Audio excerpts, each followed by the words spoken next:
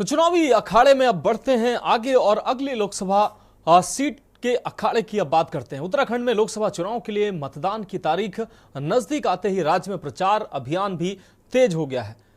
भाजपा ने इस चुनावी प्रचार में अपने सभी विरोधी दलों को पीछे छोड़ते हुए अपने सभी स्टार प्रचारकों को चुनावी मैदान में उतार दिया है। वैसे भी भाजपा चुनाव प्रचार में हमेशा 2 कदम विरोधी दलों से आगे दिखती है। इसी कड़ी में 2 बार पीएम मोदी की विशाल जनसभा के बाद मुख्यमंत्री योगी आदित्यनाथ, रक्षा मंत्री राजनाथ सिंह, जेपी नड्डा समेत पार्टी के तमाम अन्य स्टार प्रचारक राज्य की 5 लोकसभा सीटों में भाजपा के प्रत्याशियों को जिताने के लिए जनता से अपील कर रहे हैं। हालांकि कांग्रेस लगातार भाजपा से अपने सांसदों का रिपोर्ट कार्ड पेश करने की मांग करती रही है।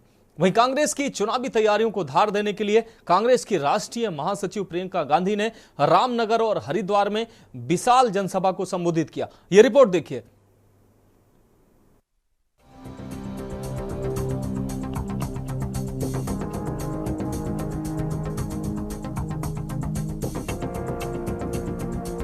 उत्तराखंड की 5 लोकसभा सीटों में 19 अप्रैल को होने वाले मतदान के लिए अब 1 सप्ताह से कम का समय रह गया है। मतदान की घड़ी नजदीक आते ही राज्य में धुआंधार चुनाव प्रचार चल रहा है।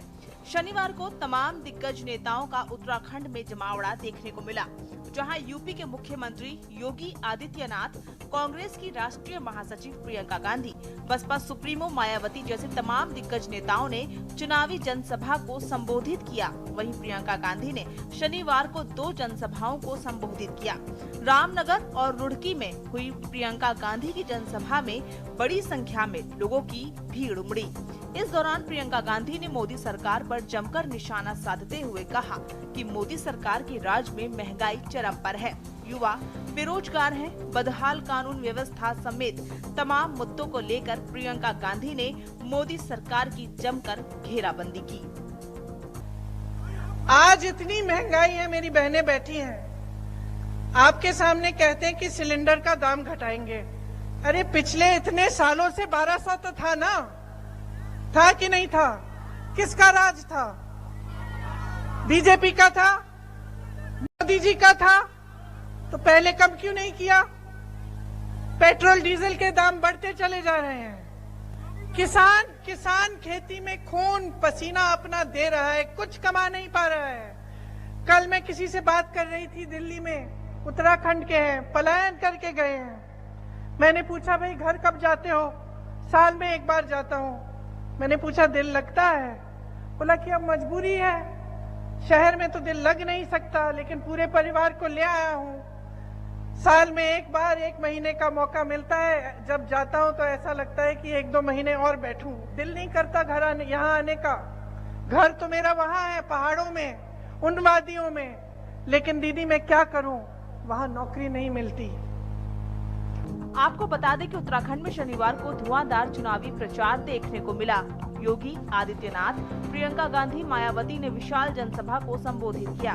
वहीं एक और जहां भाजपा डबल इंजन की रफ्तार से देश और प्रदेश के विकास का दावा कर रही है, तो वहीं दूसरी ओर कांग्रेस अपने मैनिफेस्टो के जरिए जनता से वादा कर रही है कि कांग्रेस की सरकार बनने पर बेरोजगारी, महंगाई से निजात दिलाने के साथ ही गरीब लड़कियों को 1 लाख रुपए सालाना मदद करेगी।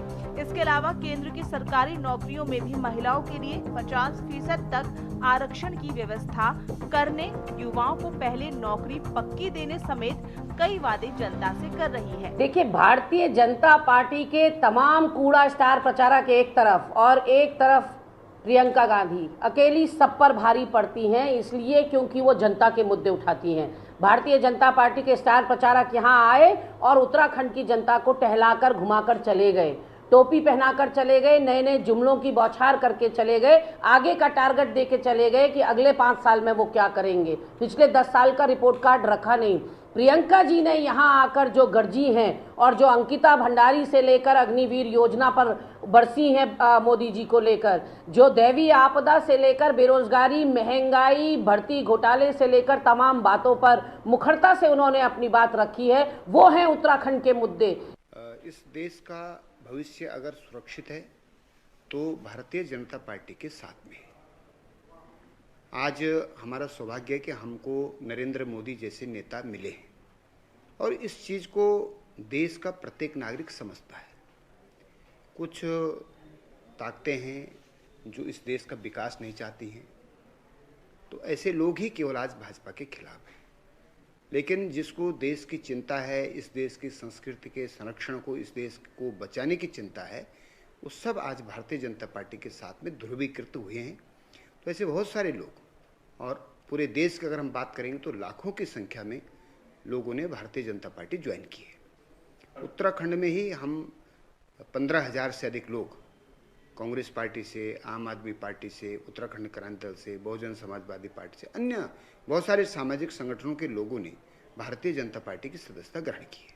देखिए, ऐसा है, प्रियंका गांधी ने अपने न्याय घोषणा पत्र के साथ ही अन्याय किया है। पहली बात तो ये है, इतिहास गवाह है कि उन्होंने अपनी 5 लोकसभा सीटों में किसी भी महिला कैंडिडेट को तवज्जो नहीं दी। और दूसरी बात, अंकिता भंडारी की परिवार से उन्हें माफ़ी मांगनी चाहिए और जो नानी वाली नाक है वो रगड़नी चाहिए, क्योंकि किस प्रकार से हरीश रावत ने और गणेश गोधियाल ने उनके परिवार के साथ खेला है, ये उनके वीडियो वायरल हैं, उसमें देख सकते हैं। मैं प्रदेश की जनता से ये आग्रह करती हूँ कि इस वीडियो को बार बार देखें और इनसे हिसाब पूछे कि किस हक से जो है अंकिता भंडारी केस की बात कर रही हैं। कुल मिलाकर उत्तराखंड की 5 लोकसभा सीटों पर 19 अप्रैल को होने वाले मतदान के लिए अब 1 सप्ताह से भी कम का समय रह गया है। यही वजह है कि राज्य में तमाम दलों ने प्रचार अभियान तेज कर दिया है। एक ओर जहां भाजपा प्रधानमंत्री नरेंद्र मोदी के सहारे 400 पार का नारा लगा रही है, तो वहीं दूसरी ओर कांग्रेस महंगाई, रोजगार समेत तमाम मुद्दों पर जनता से वोट की अपील कर रही है। देखना होगा कि क्या 2024 के चुनाव में जनता कांग्रेस के वादों पर भरोसा करेगी या नहीं। उत्तराखंड डेस्क रिपोर्ट के न्यूज़ इंडिया।